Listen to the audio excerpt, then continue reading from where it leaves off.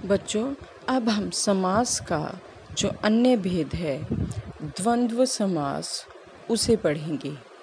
इससे पहले हमने समास का अव्ययीभाव समास, तत्पुरुष समास, न्य तत्पुरुष समास, कर्मधारय समास और द्विगु समास, ये सभी समास अभी विस्तार से पढ़े हैं।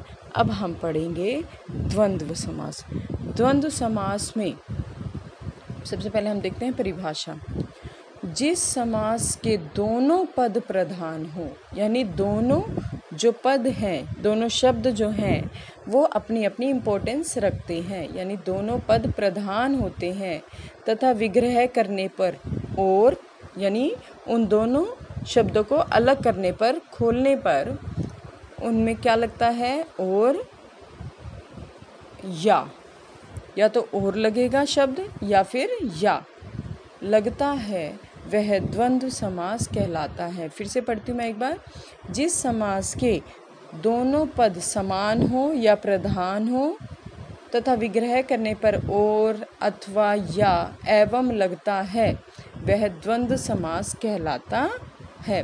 तो देखिए, पहले हम एक समास पद कर लेंगे, फिर उसका विग्रह करेंगे। पाप पुण्य। सबसे ध्यान देने वाली बात क्या है कि जो भी ये जब समस्त पद होता है, द्वंद्व समास का जो समस्त पद रहेगा उसमें हमेशा योजक चिन्ह लगा होगा।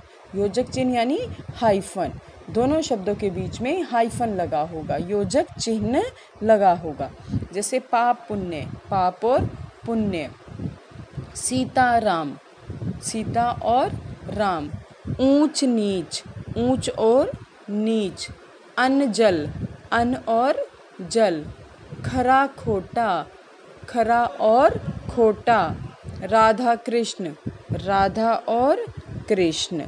तो इस प्रकार आपने अभी 6 उदाहरण देखे। 6 के 6 उदाहरणों में आपने देखा कि सभी शब्दों के बीच जब वे समस्त पद के रूप में है तो योजक चिन्ह लगा हुआ है, और जब हमने उनका समास विग्रह किया यानी उन्हें अलग किया, उन्हें खोल कर लिखा, तो उन दोनों के बीच में क्या आया है, और। अब आगे देखो, बिल्कुल परिभाषा फिर से एक बार बस मैं आपको पढ़ देती हूँ। जिस समास के दोनों पद प्रधान होते हैं तथा विग्रह करने पर और अथवा या एवं लगता है, वे द्वंद्व समास हैं।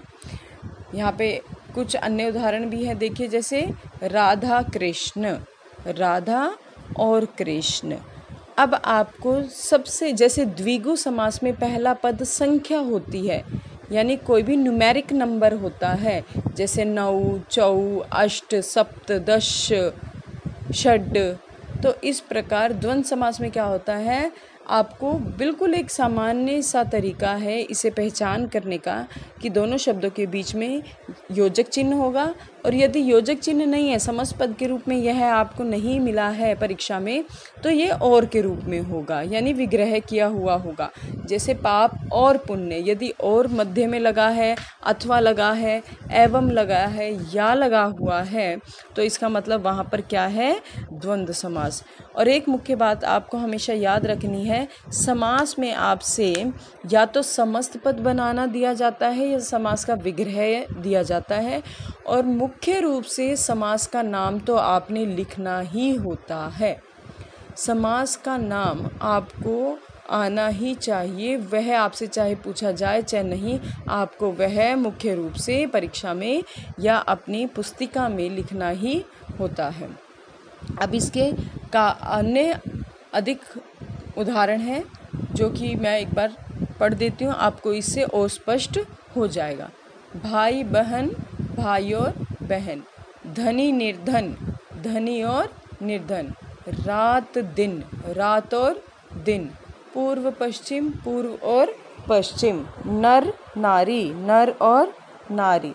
जन्म मरण, जन्म और मरण। पेड़ पौधे, पेड़ और पौधे। भला बुरा, भला और बुरा। वेद पुराण, वेद और पुराण। जैसे आप देख रहे हैं, अधिकतर वैसे और शब्द का ही प्रयोग होता है इनका विग्रह करते हुए, किंतु कभी कभी ऐसा होता है या एवं भी आ जाता है। चल अचल, चल और अचल। माता पिता, माता और पिता। देश विदेश, देश और विदेश। जैसे शब्द आता है कई बार लाभ हानि, लाभ या हानि, तो इस प्रकार या तो उसको लाभ हो रहा है या हानि हो रही है, आप या भी लिख सकते हैं लाभ हानि में।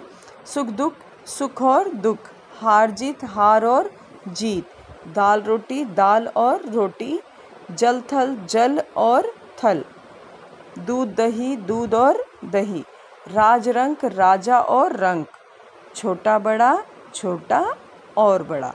तो इस प्रकार आपने देख लिया कि समस्त पद किस प्रकार लिखते हैं हम द्वंद्व समास में, और विग्रह उसका किस प्रकार किया जा सकता है। आशा है आपको द्वंद्व समास पूर्ण रूप से स्पष्ट हो गया होगा। आपको ये जो दिए गए उदाहरण हैं इनमें से कुछ मुख्य उदाहरण अपनी पुस्तिका में करने हैं, और हमेशा समास की परिभाषा उसके कम से कम 4 से 5 उदाहरण आपको हमेशा लिखने चाहिए, ताकि आपको वो पूर्णतः स्पष्ट हो जाए। अब आपने देखा द्वंद्व समास में बीच के योजक ओप का लोप हो जाता है।